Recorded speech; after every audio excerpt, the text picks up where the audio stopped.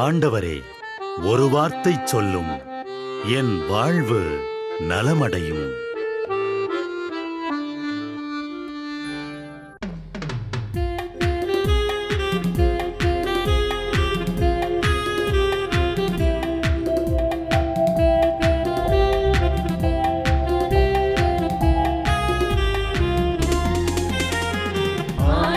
வார்த்தை வல்லமை தருவது அல்லேலூயா.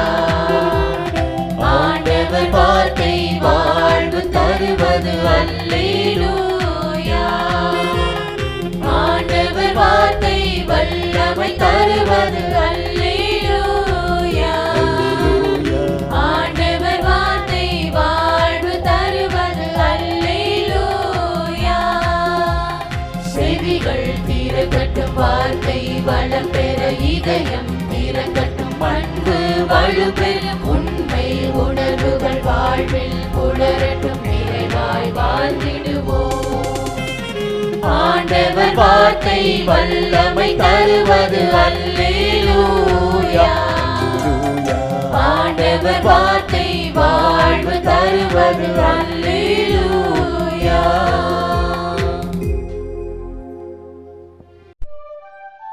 திருப்பாடல் 100. அனைத்துலகோரே, ஆண்டவரை ஆர்ப்பரித்து வாழ்த்துங்கள். ஆண்டவரை மகிழ்ச்சியுடன் வழிபடுங்கள். மகிழ்ச்சி நிறை பாடலுடன் அவர் திருமுன் வாருங்கள். ஆண்டவரே கடவுள் என்று உணருங்கள். அவரே நம்மை படைத்தவர், நாம் அவர் மக்கள், அவர் மேய்க்கும் ஆடுகள். நன்றியோடு அவர் தம் திருவாயில்களில் நுழையுங்கள். புகழ்பாடலோடு அவர் தம் முற்றத்திற்கு வாருங்கள். அவருக்கு நன்றி செலுத்தி அவர் பெயரை போற்றுங்கள். ஏனெனில் ஆண்டவர் நல்லவர், என்றும் உள்ளது அவர்தம் பேரன்பு. தலைமுறை தோறும் அவர் நம்பத்தக்கவர். இன்னைக்கு நாம ஆதியாகமம் புத்தகத்துல இருந்து ஒரு முக்கியமான நிகழ்வு பத்தி பார்க்கலாம். இது ஏதோ ஒரு பழங்கதை இல்ல, கோடிக்கணக்கான மக்களோட நம்பிக்கைக்கு அஸ்திவாரமா இருக்கிற ஒரு சம்பவம். அதுதான் ஆபிரகாமின் அழைப்பு. ஒரு தனி மனுஷனோட பயணம் எப்படி ஒட்டுமொத்த உலக வரலாற்றோட போக்கையே மாத்துச்சுன்னு நாம இப்ப பார்க்க போறோம். ஆரம்பிக்கிறதுக்கு முன்னாடி ஒரு நிமிஷம் யோசிச்சு பாருங்களேன்.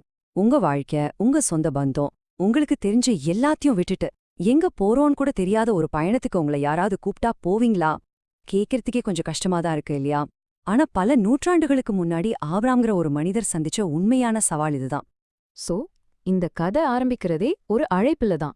ஆனா இது ஏதோ ஃபோன் கால் மாதிரி சாதாரண அழைப்பில்ல. ஆபிரமோட வாழ்க்கையே அப்படியே புரட்டி போட்ட ஒரு தெய்வீக கட்டளை. இந்த வார்த்தைகளை கொஞ்சம் கவனிச்சு கேளுங்க. நான் உனக்கு காண்பிக்கும் நாட்டுக்கு போ. எங்க, எப்படி, ஏன் எதுவுமே சொல்லப்படல. இது ஒரு கோரிக்கை இல்ல, இது ஒரு நேரடியான கட்டளை. தன்னோட மொத்த வாழ்க்கையையும் ஒரே ஒரு வாக்குறுதிய நம்பி பணியம் வைக்க சொல்ற மாதிரி. அப்ப ஆபிரகாம் எதெல்லாம் விட்டுட்டு வரணும்? முதல்ல அவரோட நாடு, அதாவது அவரோட கலாச்சாரம், அடையாளம். அடுத்து அவரோட இனத்தவர், அவரோட சமூகம், நண்பர்கள். கடைசியா அவரோட தந்தை வீடு, அதாவது அவரோட குடும்ப வேர்கள். சுருக்கமா சொல்லணும்னா அவருக்குன்னு இருந்த அத்தனையும் விட்டுடணும். இது ஒரு முழுமையான ரீசெட் மாதிரி. சரி, இதெல்லாம் விட்டுட்டு அவர் எங்கதான் போகணும்? பதில் இதுதான். நான் உனக்கு காண்பிக்கும் ஒரு நாட்டுக்கு. மேப் இல்ல, கைடு இல்ல, ஒண்ணுமே இல்ல. எங்க போறோன்னு தெரியாமலேயே முதல் அடியே எடுத்து வைக்கணும். அந்த நிச்சயமற்ற தன்மைய கொஞ்சம் கற்பனை பண்ணி பாருங்க. இவ்வளோ பெரிய ஒரு தியாகத்தை கேக்குறாங்கன்னா அதுக்கு பதிலா ஏதாச்சும் ஒரு பெரிய விஷயம் இருக்கணும் இல்லையா? ஆமா, அங்கதான் விஷயமே இருக்கு. அந்த அழைப்போட சேர்த்து 3 மகத்தான வாக்குறுதிகளும் கொடுக்கப்பட்டுச்சு. இதுதான் அந்த தெய்வீக உடன்படிக்கையோட மையமே. இந்த வாக்குறுதிகள் ஒரு கட்டிடத்தோட 3 தூண்கள் மாதிரி. முதல் தூண், உன்னை நான் ஒரு பெரிய இனமாக்குவேன், அதாவது அவருக்கு ஒரு பெரிய வம்சமே உருவாகும். 2வது, உன் பேரை நான் பெருமைப்படுத்துவேன், அவரோட பேரு சரித்திரத்துல நிலைச்சு நிற்கும். 3வது, நீயே ஒரு ஆசீர்வாதமா இருப்ப, அவரோட வாழ்க்கையே மத்தவங்களுக்கு ஒரு ஆசீர்வாதமா மாறும். பாத்தீங்களா, ஒரு தனிநபரோட கதையா ஆரம்பிச்சு ஒரு தேசத்தோட வரலாறா இது விரியுது. இந்த வாக்குறுதியோட வீச்சு உண்மையிலேயே அபாரமானது. அது ஆபிரகாம்ங்கிற ஒரு தனிப்பட்ட மனிதர்கிட்ட ஆரம்பிக்குது, அப்புறம் ஒரு பெரிய தேசமா விரிவடையுது, கடைசியா இந்த பூமியில இருக்கிற எல்லா மக்களையும் தொடுது. அதனால இதோட தாக்கம் உலகளாவியது. இந்த உடன்படிக்கையில ஒரு பவர்ஃபுல்லான பாதுகாப்பு அம்சம் கூட இருக்கு. அதாவது ஆபிரகாம ஆசீர்வதிக்கிறவங்க ஆசீர்வதிக்கப்படுவாங்க, அவரை சபிக்கிறவங்க சபிக்கப்படுவாங்க. சோ இது வெறும் வாக்குறுதி மட்டும் இல்ல, ஒரு தெய்வீக பாதுகாப்பு கவசம் மாதிரியும் கூட. இப்போ இந்த வாக்குறுதியோட உச்சகட்டத்தை பாருங்க. மூலமா இந்த உலகத்துல இருக்கிற எல்லா மக்களுமே ஆசீர்வாதம் பெறுவாங்க. அப்போ புரியுதுங்களா? இந்த பயணம் ஆபிரகாமோட முடிகிற ஒன்னில்ல. இதோட நோக்கம் முழு மனிதகுலத்தையும் சென்றடைவது. இதுதான் இந்த அழைப்போட பிரம்மாண்டமான இறுதி இலக்கு. ஓகே, இவ்ளோ பெரிய அழைப்பு, இவ்ளோ பெரிய வாக்குறுதிகள். இதுக்கு ஆபிரகாமோட பதில் என்னவா இருந்துச்சு? இங்கதான் கதையோட திருப்புமுனையே இருக்கு. அதுதான் விசுவாசத்தோட செயல். தயக்கமோ கேள்விகளோ எதுவுமே இல்ல. பதில் ரொம்ப ரொம்ப சிம்பிள். ஆண்டவர் சொன்னபடியே அவர் புறப்பட்டு போனார். இந்த ஒரே ஒரு வரியில எவ்ளோ பெரிய கீழ்ப்படிதலும் நம்பிக்கையும் அடங்கியிருக்குன்னு பாருங்க. இது வெறும் வார்த்தைகள் இல்ல, சரித்திரத்தையே மாத்தின ஒரு செயல். அப்போ விஸ்வாசம்னா என்ன? சுருக்கமா சொல்லணும்னா, நம்ம கண்ணுக்கு முன்னாடி எந்த ஆதாரமும் இல்லாதப்போ கொடுக்கப்பட்ட ஒரு வாக்குறுதிய முழுசா நம்பி ஒரு அடி எடுத்து வைக்கிறது தான் விஸ்வாசம். ஆபிரகாமோட இந்த பயணம் அதுக்கு ஒரு மிகச்சிறந்த உதாரணம். சரி, ஆபிரகாம் அந்த முதல் அடியை எடுத்து வச்சிட்டார். அதோட விளைவுகள் என்னவா இருந்துச்சு? அது வெறும் ஒரு பயணத்தோட முடியல, அது ஒரு புதிய சரித்திரத்தோட ஆரம்பம். அவர் வச்ச அந்த ஒற்றை அடியோட தாக்கம் இன்னைக்கு வரைக்கும் இந்த உலகத்துல எதிரொலிச்சுட்டே இருக்கு. அந்த தாக்கம் எவ்ளோ பெருசு தெரியுமா? இன்னைக்கு உலகத்துல இருக்கிற 3 முக்கிய மதங்கள் தங்களோட ஆன்மீக வேர்களை ஆபிரகாமோட அந்த பயணத்திலிருந்து தான் தொடங்குறாங்க. யோசிச்சு பாருங்க, ஒரு தனி நபரோட கீழ்ப்படிதல் கோடிக்கணக்கான மக்களோட நம்பிக்கைக்கு அஸ்திவாரமா மாறிடுச்சு. இந்த முழு நிகழ்வையும் நம்ம இப்படி சுருக்கமா பார்க்கலாம். முதல்ல ஒரு அழைப்பு கொடுக்கப்படுது. ரெண்டாவதா ஒரு தேர்வு செய்யப்படுது, அதாவது ஆபிரகாம் கிளம்புறார். அதோட விளைவா இன்னைக்கு வரைக்கும் தொடர்ற ஒரு மாபெரும் மரபு உருவாகுது. இது ஒரு பெரிய காவியத்தோட தொடக்க புள்ளி. இறுதியா இந்த கதை நமக்கு என்ன சொல்ல வருதுன்னா, விஸ்வாசம்ங்கிறது கண்ணுக்கு தெரியாத எதிர்காலத்தை நம்பி நமக்கு அறிமுகமில்லாத பாதையில முதல் அடியை எடுத்து வைக்கிறது தான். ஆபிரகாம் தன்னோட முதல் அடியை எடுத்து வச்சார். உங்க வாழ்க்கையில அந்த முதல் படி எதுவா இருக்கும்? திருப்பாடல் 63. கடவுளே, நீரே என் இறைவன், உம்மையே நான் நாடுகின்றேன். என் உயிர் உம்மீது தாகம் கொண்டுள்ளது. நீரின்றி வறண்ட தரிசு நிலம் போல என் உடல் உமக்காக ஏங்குகின்றது. உம் ஆற்றலையும் மாட்சியையும் காண விழைந்து உம் தூயகம் வந்து உம்மை நோக்குகின்றேன். ஏனெனில் உமது பேரன்பு உயிரினும் மேலானது. என் இதழ்கள் உம்மை புகழ்கின்றன. என் வாழ்க்கை முழுவதும் இவ்வண்ணமே உம்மை போற்றுவேன். கைகூப்பி உமது பெயரை ஏத்துவேன். அறுசுவை விருந்தில் நிறைவடைவது போல என் உயிர் நிறைவடையும். என் வாய் மகிழ்ச்சி மிகு இதழ்களால் உம்மை போற்றும். நான் படுத்திருக்கையில் உம்மை நினைப்பேன். விழிப்புகளில் உம்மை பற்றியே ஆழ்ந்து சிந்திப்பேன். ஏனெனில் நீர் எனக்கு துணையாயிருந்தீர். உம் இறக்கைகளின் நிழலில் மகிழ்ந்து பாடுகின்றேன். நான் உம்மை உறுதியாக பற்றி கொண்டேன்.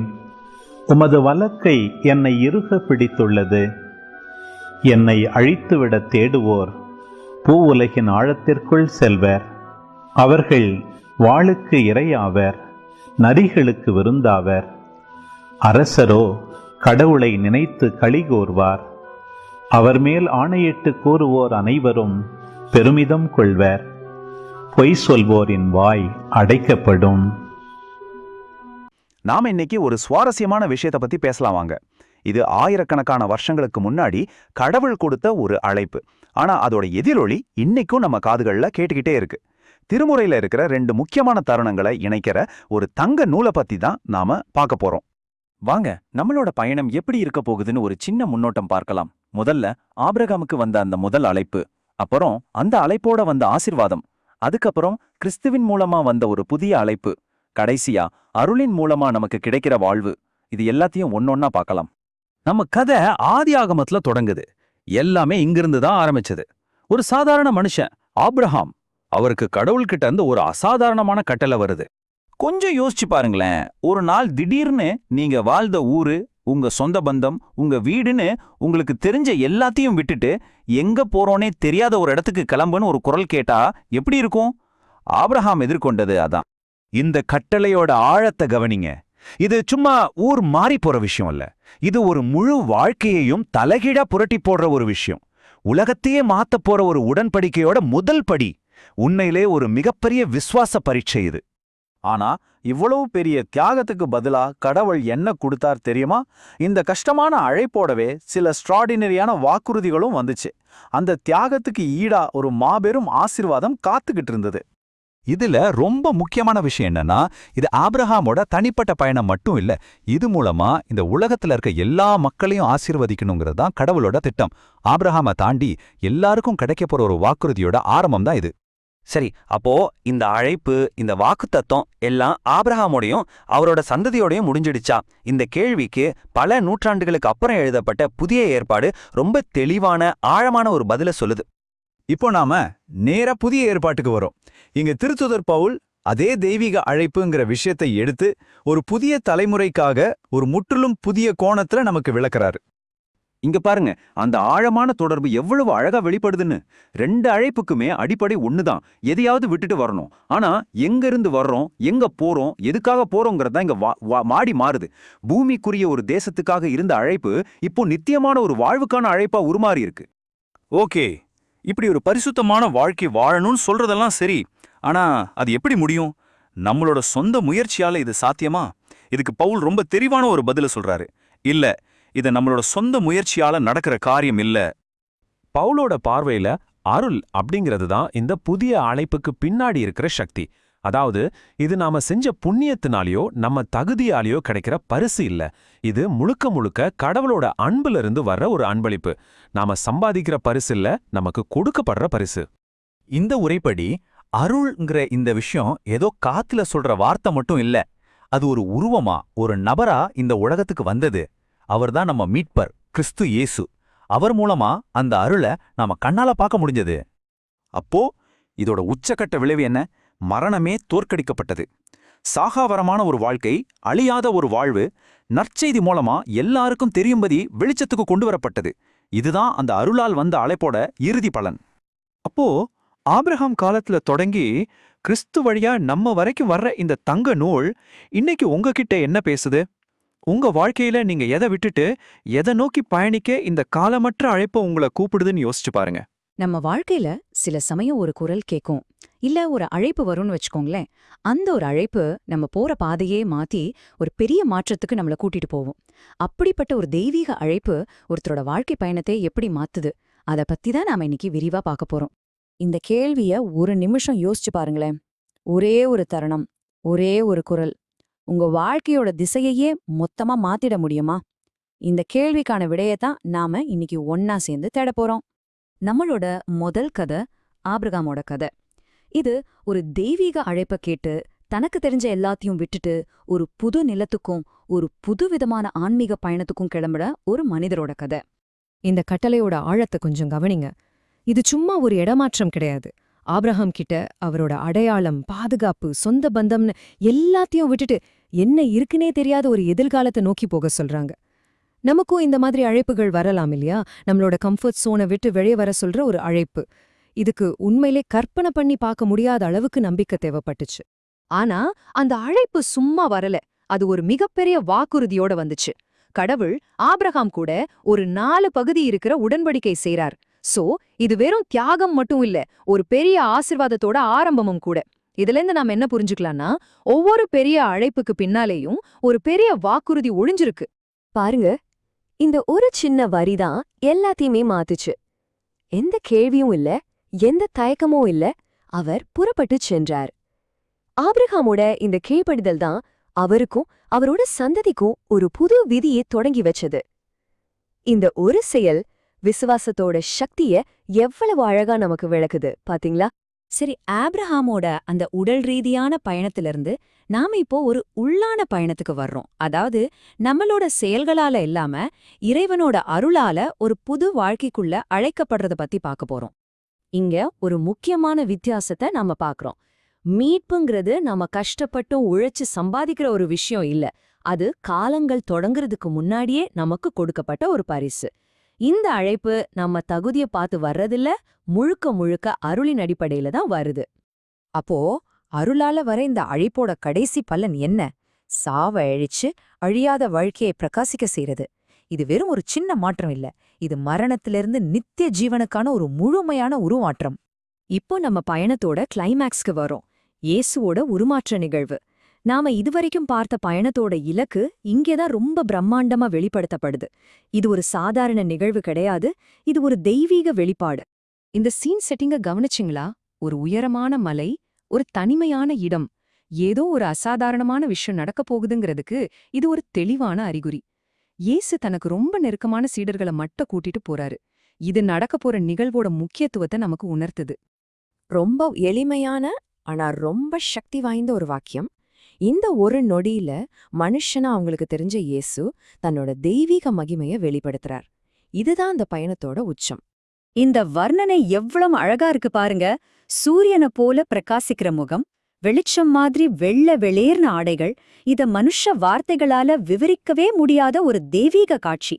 சீடர்கள் பார்த்தது இந்த உலகத்தையே தாண்டின ஒரு மகிமை. இங்க எதுக்கு மோசேயும் எலியாவும் வர்றாங்க? இதுல ஒரு ஆழமான அர்த்தம் இருக்கு.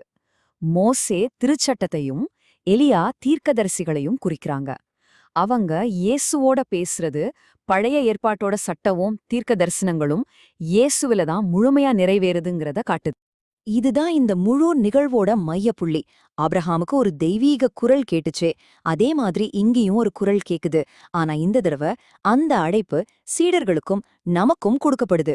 இவருக்கு செவிசாயுங்கள், இதுதான் கடைசியான ரொம்ப முக்கியமான கட்டளை. சரி, நாம் இதுவரைக்கும் பார்த்த இந்த 3 தனித்தனி அழைப்புகளையும் இப்போ ஒன்னா இணைச்சு பாப்போம். இது ஒவ்வொன்னும் எப்படி ஒரு பெரிய மாற்றத்துக்கான கதையோட முக்கியமான பகுதியா அமையுதுன்னு புரிஞ்சுக்கலாம்.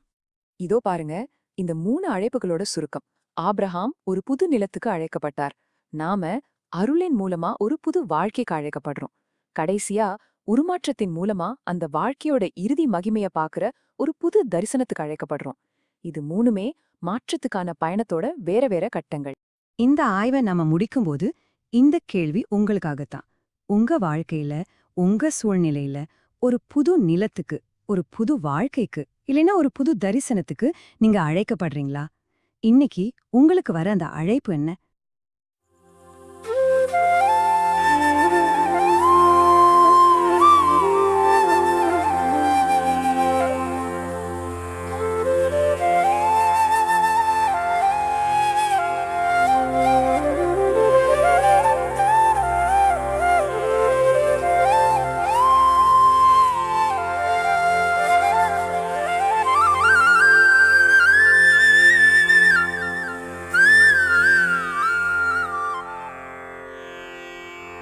தந்தை, மகன், தூய ஆவியின் பெயராலே ஆமென். வானகத் தந்தையே இறைவா, உம்மை போற்றுகிறோம். இயேசுவே ஆண்டவரே, உம்மை போற்றுகிறோம். தூய ஆவியானவரே, உம்மை போற்றுகிறோம். மூவொரு இறைவா, உம்மை போற்றுகிறோம். அருள் நிறை மரியே, எங்கள் ஆண்டவரின் தாயே, உம்மை போற்றுகிறோம். எங்கள் வானகத் தந்தையே இறைவா, கடந்த இரவு முழுவதும் எங்களை காத்து கண்ணயரச் செய்த உமது அருள் அன்புக்காக நன்றி கூறுகிறோம். நீர் தந்த இந்த புதிய நாளுக்காக நன்றியோடு உம்மை போற்றுகிறோம். எங்கள் வாழ்வில் ஒரு நாளை கூட்டித் தந்தமைக்காக உமக்கு நன்றி கூறுகிறோம். எங்கள் இயேசுவே ஆண்டவரே, காலைதோறும் உமது அருளன்பால் இரக்கத்தால் எங்களை நிரப்புவதற்காக நன்றி கூறுகின்றோம். இந்த நாளில் நீர் எங்கள் மீட்பராகவும் ஆண்டவராகவும் நல்ல ஆயனாகவும் இருந்தருளுமாறு உம்மை வேண்டுகிறோம். இயேசுவே, இன்று எங்களோடு தங்கும். எங்களை எமது விருப்பப்படியன்று உமது திருவுளப்படியே வழிநடத்தும். எங்கள் தொழிலை, முயற்சிகளை, உழைப்பை, படிப்பை, வேலைகளை ஆசீர்வதியும். தூய ஆவியானவரே, எங்கள் வழித்துணையாளரே, இன்று முழுவதும் எங்கள் ஞானமாய், ஆற்றலாய், சக்தியாய் இருந்தருளும். தீமைகளை வெல்ல இந்நாளில் எங்களுக்கு மன உறுதியை தாரும். எங்களை சந்திப்பவருக்கு அமைதியை, அன்பை, ஆறுதலை கொடுக்கும்படியாக எங்கள் உள்ளங்களையும் இல்லங்களையும் உமது தெய்வீக அமைதியால், அன்பால் நிரப்பியருளும். மூவொரு இறைவா, இந்த நாளையும் எங்களையும் எங்கள் எண்ணங்களையும் செயல்பாடுகளையும் பயணங்களையும் ஆசீர்வதியும். நாங்கள் சந்திக்கும் மனிதர்கள், எங்கள் குடும்பத்தார், உற்றார் உறவினர், எங்கள் நண்பர்கள் மற்றும் எல்லோருக்கும் துணையாயிருந்தருளும். மேலும் உடல் நலம் குன்றியோர், துயருறுவோர், கைவிடப்பட்டோர், தனிமையில் வாடுவோர், எளியோர், படிக்கும் மாணாக்கர்கள், ஆசிரிய பெருமக்கள், அரசு அலுவலர்கள், நாட்டு தலைவர்கள், விவசாயிகள், கடலில் பணிபுரிவோர், பிற தொழில் செய்வோர், துறவிகள், பங்கு தந்தையர், எங்கள் மறைமாவட்ட ஆயர், ஏனைய ஆயர்கள், திருத்தந்தை ஆகிய அனைவரையும் இக்காலை பொழுதில் உம் திருப்பாதம் ஒப்படைக்கின்றோம். அனைவரையும் ஆசீர்வதித்து பாதுகாத்து வழிநடத்தியருளும். அம்மா மரியே, எங்கள் ஆண்டவரின் தாயே, உம் கருணை மிகு அருட்பார்வை எனும் அடைக்கல கோட்டைக்குள்ளே இன்று முழுவதும் எங்கள் ஒவ்வொருவரையும் அரவணைத்து எந்த சூழ்நிலையிலும் உம்மையும் உம் திருமகன் இயேசுவையும் விட்டு பிரியாதபடி எங்களை பாதுகாத்து வழிநடத்தி அருளும்.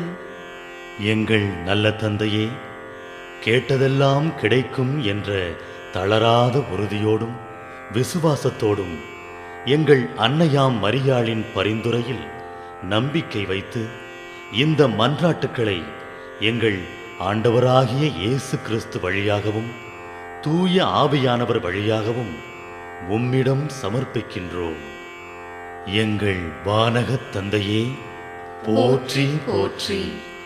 எங்கள் ஆண்டவராகிய இயேசுவே, போற்றி போற்றி. தூய ஆவியானவரே, போற்றி போற்றி. மூவொரு இறைவா, போற்றி போற்றி என்று போற்றி மகிழும் எங்கள் இதயத்தை உமது தெய்வீக வல்லமையால் நிரப்பி இந்த நாள் முழுவதும் எங்களை பாதுகாத்து வழிநடத்தியருளும் எங்கள் நல்ல தந்தையே. ஆமென்.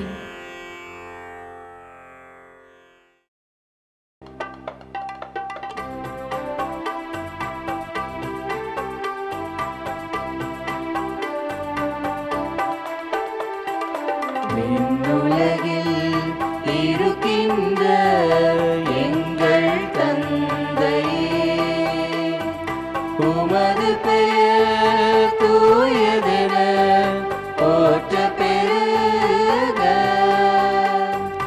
உமது ஆட்சி வருக. உமது திருவுளம் விண்ணுலகில் நிறைவேறுவது போல மண்ணுலகிலும் நிறைவேறுக. எங்கள் அன்றாட உணவை இன்று எங்களுக்கு தாரும். எங்களுக்கு எதிராக குற்றம் செய்வோரை நாங்கள் மன்னிப்பது போல எங்கள் குற்றங்களை மன்னியும். எங்களை சோதனைக்கு உட்படுத்தாதேயும், தீமையிலிருந்து எங்களை விடுவித்தருளும். எங்களை விடுவித்தருளும்.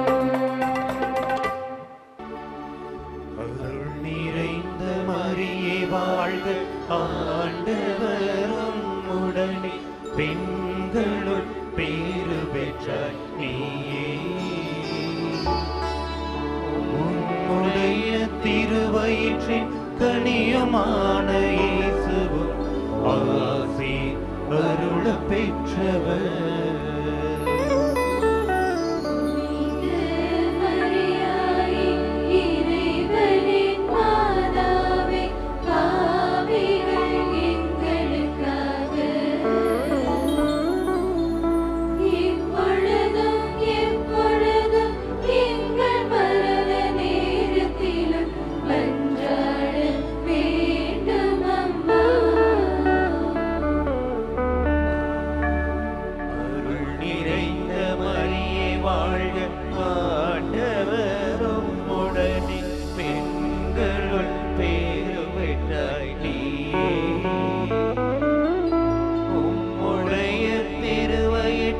கனியுமான இயேசுவும் ஆசி அருள பெற்றவர்.